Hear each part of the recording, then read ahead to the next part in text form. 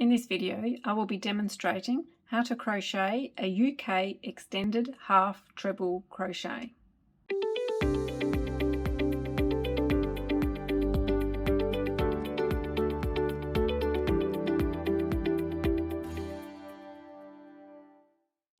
Yarn over, place the hook into the stitch, yarn over and pull up a loop, yarn over, pull through one loop on the hook, yarn over, pull through 3 loops on the hook.